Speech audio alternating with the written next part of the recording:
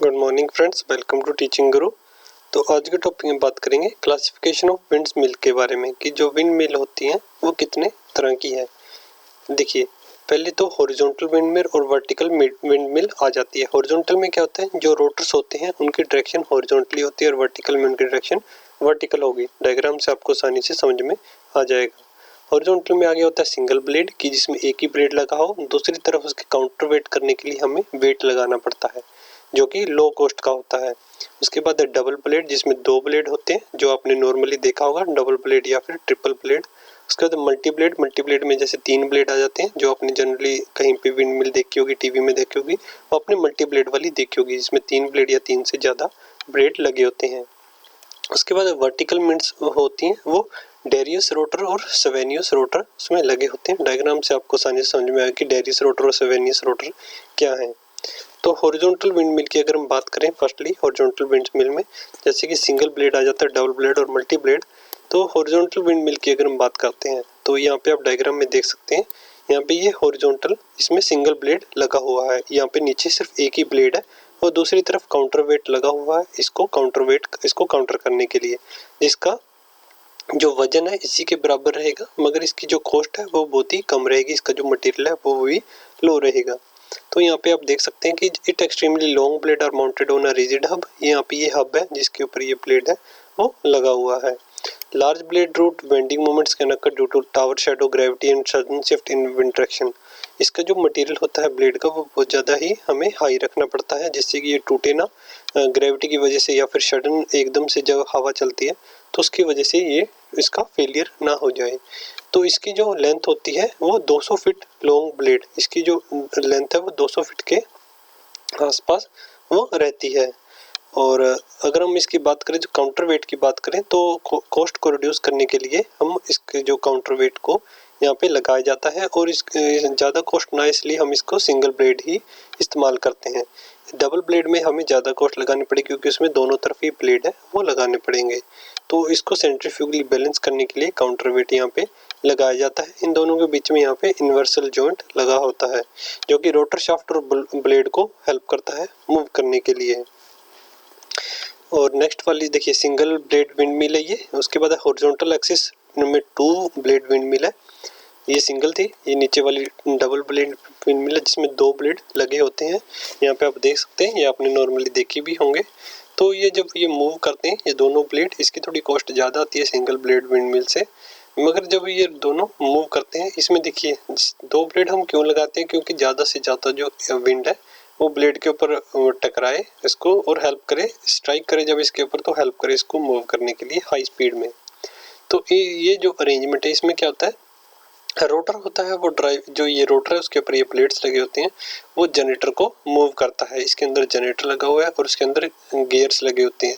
Gears इस position में लगे होते हैं कि आगे इसके रोटर के पास स्मॉल गियर लगा होता है और उसके बाद बड़ा गियर लगा होता है कि ज़्यादा, जिससे कि जो हमें आउटपुट मिले वो हाईली आउटपुट मिले, ज़्यादा आउटपुट मिले हमें इससे, जब ये हमें इससे इलेक्ट्रिसिटी आगे प्रोड्यूस करनी है। जनरेटर लगा होगा, जनरेटर मूव होगा तो उससे हमें इलेक्ट्रिसिटी वो मिलेगी।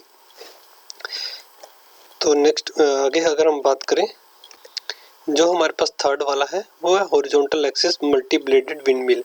फर्स्ट हो गया हमारा एक सिंगल ब्लेड, फिर डबल ब्लेड, उसके बाद है मल्टी ब्लेड। यहाँ पे आप देख सकते हैं मल्टी ब्लेड है, ये एक रिम होता है, रिम के ऊपर वायर स्पोक्स की तरह यहाँ पे जो ब्लेड्स हैं वो लगे होते हैं। जैसे आपने साइकिल देखा होगा, साइकिल का चक्के की तरह होते हैं और जो यहाँ पे वो ताड़ियाँ लगी होती हैं जिसको स्पोक्स बोलते हैं, ये उसकी तरह ही मूव करता है, इसकी तरह ही इसका डिज़ाइन वो रहता है।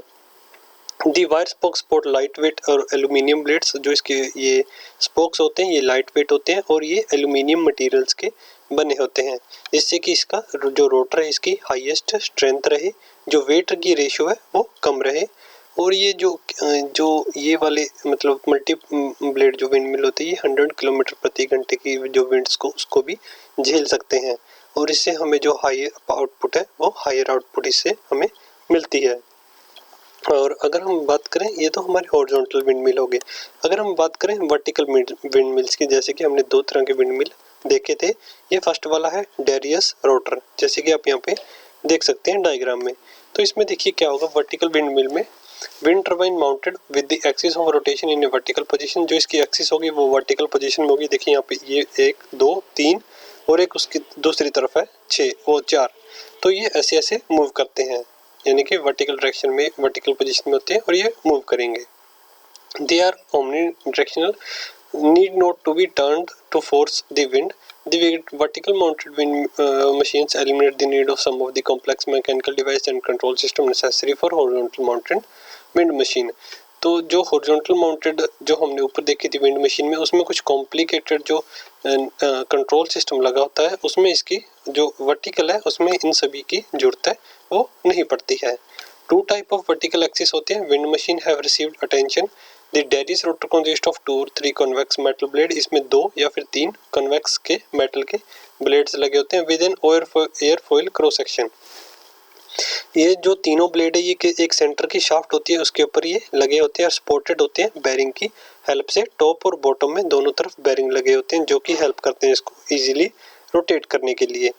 ठीक है, तो ये हमारा था, ये डेरियस रोटर था। इसमें अपने याद रखना है डेरियस रोटर में ये वर्टिकल पोजीशन में रहते हैं, इसके यहाँ पे दोनों तरफ बेरिंग लगे होते हैं। ये तीनों ब्लेड है, ये एक यहाँ पे वर्टिकल शाफ्ट होती है, इसके ऊपर ये लगे होते हैं और ये जो इनकी हाइट होती है वो 6.5 मीटर की हाइट तक ये हो सकते हैं लंबे। उसके बाद यहाँ पे जो सेकंड वाला है हमारा, ये 7 ईयर्स रोटर जो हमने सेकंड वाले में बात की थी, ये 7 ईयर्स रोटर। इसमें जो एयर फ्लो है, देखिए air flow through 7 years rotor, जो एयर यहाँ पे बीच में रोटर जो एयर फ्लो जब ये मूव करेगी तो ये ऐसे ऐसे मूव करना शुरू कर देगा। Rotor consist of long solid shaped surface mounted to turn the centre of the second years rotor. यहाँ पे एक बीच में एक सेंटर होती है जो कि ये सेंटर वाली है, ये फिक्स रहती है, लॉन्ग रोड है और इसके ये जो रोटर इसके ऊपर लगा होता है ये मूव करेगा। Thus, Cavendish 7 years rotor is self-starting and has an efficiency of about 30%, while the Dervis rotor has a slightly higher efficiency than 35%, but is not self-starting. जो ये वाला रोटर है 7 years रोटर, ये सेल्फ स्टार्टिंग रोटर है और जो ऊपर वाला हमने डेरिस रोटर की बात करी थी वो सेल्फ स्टार्टिंग नहीं था, मगर जो इसकी एफिशिएंसी है वो कम रहती है, इसकी 31% एफिशिएंसी है और जो ऊपर वाला है उसकी 35% एफिशिएंसी थी। एफिशिएंसी के मामले में वो थोड़ा सा इससे ज़्यादा हाईली एफिशिएंट है। तो ये थे हमारे पास कुछ रोटर वर्टिकल और हॉरिजॉन्टल जो कि हमने देखा आज की वीडियो में। तो आई होप आपको वीडियो अच्छा लगा। थैंक यू वीडियो देखने के लिए। जो इससे नेक्स्ट वाली वीडियो आएगी उसके अंदर हम एडवांटेज और डिसएडवांटेज के बारे में बात करेंगे विंड एनर्जी की। Thank you.